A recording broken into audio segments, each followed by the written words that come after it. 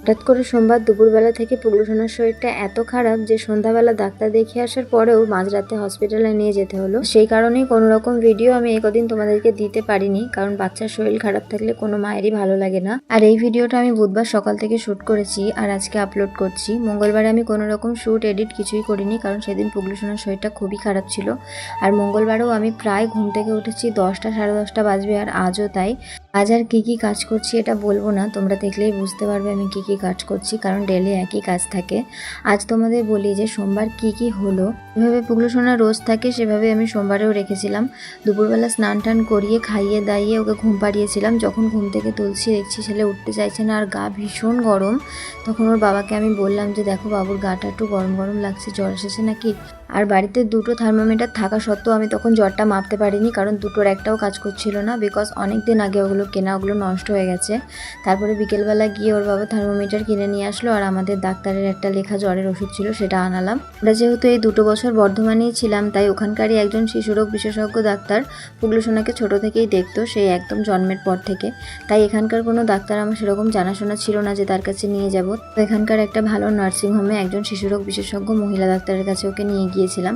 তিনি দেখে বললেন যে সেরকম প্যানিক করার কিছু নেই, অতিরিক্ত গরমে আর গ্যাসের কারণে জ্বরটা এসেছে, জ্বরটা শনিবার পর্যন্ত থাকতে পারে। জ্বরের ওষুধটা ওকে আমরা দিয়েছিলাম, সেটাই উনি খাওয়াতে বললেন, আর তার সাথে আরও কিছু ওষুধ দিলেন, গ্যাসের ওষুধ, ওআরএস এইসব দিয়েছিলেন। উনি বলেছিলেন যে শনিবার পর্যন্ত যদি জ্বর থাকে উনি আবার দেখবেন, কিন্তু এর বাইরে আর কিছু বলেননি। বাড়ি নিয়ে আসার পরে ছেলের জ্বরটা প্রায় কমে গিয়েছিল, কিন্তু যখন রাত 10টা বাজে তখন আবার ছেলের 103/5 জ্বর, আর বিকেলে ওর 102/3 জ্বর ছিল। বিকেলবেলা 2বার বমি করেছিল, আর রাত্রে ওই 1 ঘন্টার ভেতরে প্রায় 5-6 বার বমি করেছে। আর শেষের বমি করা দেখে আমরা ভীষণ ভয় পেয়ে গিয়েছিলাম, কারণ শুধু সবুজ ফেনা উঠছিল আর কিছুই না। তাই আমরা সবাই মিলে দ্রুতই আমাদের কাছে একটা হসপিটাল আছে সেখানে নিয়ে চলে গেলাম। রাত্রেবেলা হসপিটালে যেতে না যেতেই ওকে ভর্তি নিয়েছিল। 2-3 রকমের ব্লাড টেস্ট হলো সঙ্গে সঙ্গে, আর তারপর সারা রাতে স্লাইন চলেছে। তারপরে সকালবেলা আমাদেরকে ওই 5টার সময় করে ছেড়েছে, কিন্তু যখন আমাদেরকে ডিসচার্জ দেওয়া হয়েছে তখনও পুগলু সোনার প্রচুর জ্বর, 103.1 জ্বর ছিল, তাও ওরা আমাদের ডিসচার্জ দিয়ে দিয়েছিল, জানি না কেন। তারপরে বাড়ি নিয়ে এসে আবার গাটা মুছিয়ে ওষুধ খাইয়ে তারপরে জ্বরটা কমে গিয়েছিল। হসপিটাল থেকে বাড়ি এসেছিলাম প্রায় 5টার সময়, আর ওকে খাইয়ে ওষুধ খাইয়ে ঘুম পাড়াতে আমরা ঘুমিয়েছিলাম 7টার সময়। সেই জন্য সেদিন 10:30টার সময় উঠে শুধু আলু সেদ্ধ ভাত রান্না করেছিলাম, আর কিচ্ছু বানাইনি, কারণ ছেলের শরীর ভীষণ খারাপ ছিল। ওকে যেহেতু পাতলা লিকুইড খাবার দিতে বলেছিল, তাই ওকে শুধু পেঁপে দিয়ে শিঙি মাছের ঝোল করে দিয়েছিলাম, আর কিছু না।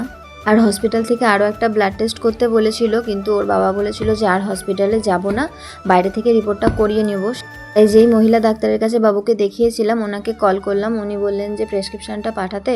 ওনাকে পাঠালাম, কিন্তু উনি কোনো রেসপন্স করলেন না, কোনো রিপ্লাই দিলেন না। তাই এখনও ওই ব্লাড টেস্টগুলো করানো হয়নি। আর এখন যেহেতু পুগলু সোনা প্রায় সুস্থ, তাই ওর বাবা বলছে আর রক্ত দিতে হবে না। এখন বুঝতে পারছি যে এই গরমের কারণেই হয়তো হঠাৎ জ্বরটা এসেছিল, ওই জন্য ওর বাবা বলছে আর রক্ত দিতে হবে না, আবার অসুস্থ হয়ে পড়বে, কারণ হাতে ওর চ্যানেল করেছিল যেহেতু, ওটাতেও প্রচুর ব্যথা, আর তার সাথে 2-3 বার রক্তও নিয়েছিল, ওইটার জন্য ওর বাবা আর চাইছে না যে আবার রক্ত নিক। এসবের মধ্যে আমাদের একটা জিনিস ভীষণ খারাপ লেগেছিল যে ওই ডক্টরকে আমরা কল করলাম, উনি বললেন প্রেসক্রিপশন পাঠাতে।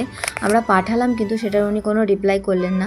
ওই ব্লাড টেস্টটা করার কোনো দরকার আছে কিনা ওইটা জানার জন্য ওনাকে ফোন করা হয়েছিল। উনি শুধু হ্যাঁ বা না তো উত্তর দিয়ে দিতে পারতেন, এটুকুর জন্য যে কেন উনি এরকম করলেন জানি না। কিন্তু যে ডাক্তারবাবু পুগলু সোনাকে ছোটোবেলা থেকে দেখে, উনি সত্যিই ডাক্তার নন, ভগবান। উনি কখনো নিজের ফিজের চিন্তা করে না। আমি যেখানেই থাকি উনি কোনো প্রবলেম হলে ওষুধ লিখে দেয়, বা ভিডিও কলে উনি পুগলুকে দেখে নেন। উনি ফিজের চিন্তা কখনোই করে না, বরং আমি যদি যাইও সেরকম কোনো প্রবলেম না দেখলে উনি প্রেসক্রিপশন লেখেন না, মুখে আমাকে ওষুধের নাম বলে দেন, ফিজটাও নিজের নেন না। যাই হোক, ওসব নিয়ে এখন আর কথা বাড়িয়ে লাভ নেই, কারণ ঠাকুরের কৃপায় পুগলু সোনা এখন যথেষ্ট সুস্থ। আর তোমরা প্রে করো যেন আমার ছেলে আরও তাড়াতাড়ি সুস্থ হয়ে ওঠে। তো এইদিকে আমার সকালের সমস্ত কাজ শেষ, আর পুগলু সোনাকে এখন যা যা খাওয়ানোর ছিল সেগুলো খাইয়ে ওষুধ খাইয়ে দিলাম। তারপরে ওকে একটু পেয়ারা কেটে দিয়েছিলাম, সেটা খাইয়ে ওকে স্নান করালাম। আর এখন দেখছো তো একটু যেই শরীরটা ভালো হয়েছে অমনি কিরম দুষ্টুমি শুরু হয়ে গেছে। ও তো এমনিতেই এতটা দুষ্টুমি করে সবসময়, তাই ছেলে একটু শরীর খারাপ হলে না আমাদের মনটা ভীষণ খারাপ হয়ে যায়, কারণ ও বড্ড চঞ্চল। ও যদি একটা দিন শুয়ে থাকে আমাদের বাড়িটাই মনে হয় নিষ্প্রাণ হয়ে গেছে। তারপর ওকে স্নান টান করিয়ে এই যে খাওয়ালাম আলু সেদ্ধ আর মাছ ভাজা। ওকে এখন ডক্টর কোনো রকম রিচ খাবার দিতে বারণ করেছে। আর আমি যে পুগলু সোনাকে কেমন খাবার দিই তোমরা তো দেখেইছো, তোমাদের সাথে আমি প্রায়ই পুগলু সোনার খাওয়ার রুটিন শেয়ার করি। তো এই যে খেতেই চাইছিল না, এমনিতেই ও খেতে চায় না, তারপর আবার শরীরটা খারাপ।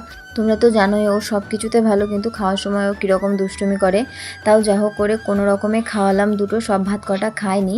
বাইরে মাছ টাছ দেখিয়ে পাখি দেখিয়ে কোনো রকমে খাওয়ালাম, তারপরে ঘরে নিয়ে আসলাম, বাকি যা যা ওষুধ ছিল দুপুরে সেগুলো খাওয়ালাম, তারপরে ওকে ঘুম পাড়ালাম। পুগলু সোনার যেহেতু এতটা শরীর খারাপ, ও বাড়িতে তো বাবা মা সবসময় শুধু প্যানিক করেই যাচ্ছে, সবসময় চিন্তা ছাড়া আর। তারপরে ওকে ঘুম পাড়িয়ে দিয়ে আমি স্নান টান করে পুজো দিয়ে এসে খেতে বসলাম। আমার জন্য ওই আলু সেদ্ধ আর মাছ ভাজাই করেছিলাম, আর আমার শাশুড়ি মা কিছু তরকারি দিয়ে গিয়েছিলেন, সেখান থেকে একটুখানি খেয়েছিলাম। তরকারি খেতেও ইচ্ছা করছিল না, কারণ আমার ছেলেটা আলু সেদ্ধ ভাত খেলো, আমি মা হয়ে কী করে তরকারি দিয়ে ভাত খাই।